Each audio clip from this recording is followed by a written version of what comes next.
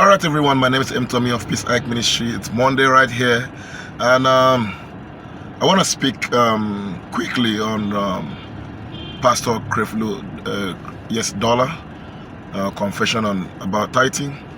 And this is something we have been talking about for a very long time now. It sounds so controversial, but you see, no matter how controversial it sounds, the truth remains the truth, and nothing can take the truth away. I personally have talked about this thing even as a pastor.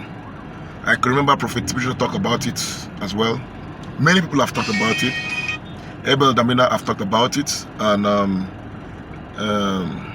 my Pastor Michael Kunkwa have talked about. People have talked about it, but it looks as if people talking about it doesn't really know what they're saying. That's the way people see it.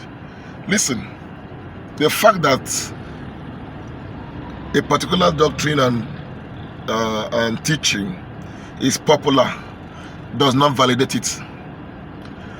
And also the fact that this is not even popular, nobody talks about it, does not mean that it's invalid.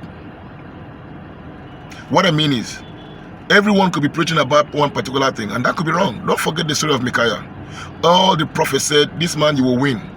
But he said, I alone say you will not win. If you win, that means God have not said it. Among all the prophets, he was the only one that said, this thing, king, you will not win this war. Listen, it is a very simple thing. Malachi chapter 3 verse 10 has nothing to do with the congregation. It has a lot to do with the priest. If you start reading from Malachi chapter 2, you will know who God is talking to. Tithe is not the Lord's portion. We talked about this thing before.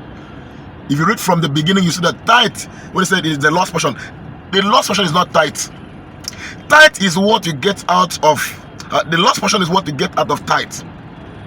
So if you pay 100,000 to the church as tithe, the church is supposed to take out tithe of that tithe, and that's what you call the Lord's portion. So it has nothing to do with you. You must not take tithes to the church. If you take time carefully to read the book of Deuteronomy 26 from verse 1 to the end, you will understand that you can even set aside your tithe, call the fatherless, call the widow, the stranger, the Levite to your own house, cook for them, they eat, and make them happy. You have paid your tithe.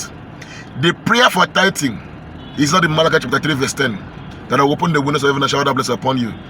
The prayer for tithing is in the book of Deuteronomy chapter 26. Go and read it right now. You will understand. If somebody tells you that if you don't pay tithe, that you're going to fail, you have already failed. Are you saying that when you give God your 10%, God blesses you in return? Whatever you give to God, if you take your tithe, say after every month I take 10% of my whatever I have to the church, it should be done in thanksgiving to say, Father, thank you for blessing me. Out of much you've given to me, I brought this token. Not like, Father, take this money and multiply me. Take this 10,000 and give me 5 million. Take this 100,000 and give me 1 billion. God is not a gambler, and you cannot bribe God. If you do that, it means you're trying to bribe him. He give you small and you take lot. Just like somebody is playing bets, who put in 100 naira and expect 1,000 or 5 million naira in return. It's not done that way. God blesses you. The money you even have to offer came from God. The tithe you have to offer came from God. So whatever you should do should be in thanksgiving. Giving is not wrong. It can never be wrong. It shall never be wrong. So when you give, you should give from your heart cheerfully. It's not wrong to give to your pastor. If you like, give everything you like to your pastor. It's not wrong to give to the church, but don't give out of fear and discouragement. Don't give out of fear and discouragement. When you give out of fear and discouragement, that's where the problem comes from. So for many years, if people had been dragging about that preaching with the church members of Creflo dollar, they would have said, no, Papa is right. But now they've seen Papa alone have said, go and burn the books, burn the DVDs, and I want to teach you the right thing. Nobody's saying tithing is not good, but it shouldn't be that if you don't pay your tithe, you will not go to heaven. It's a lie, a big lie. If you don't pay your tithe, you will not prosper. It's a big lie. The money I give to people and bless people is more than tithing. I've not paid tithe for the past many years, like tithes, take tithes and to the church. And I'm not poor. So you can't say that. But meanwhile, when I was paying tithe 20%, I was faithful paying 20% in the church. I was going down every day because I was not doing the right thing. Your ignorance does not matter. If you don't do the right thing, either you're ignorant about it or not, it's not going to have results. So we're not going to crucify Creflo.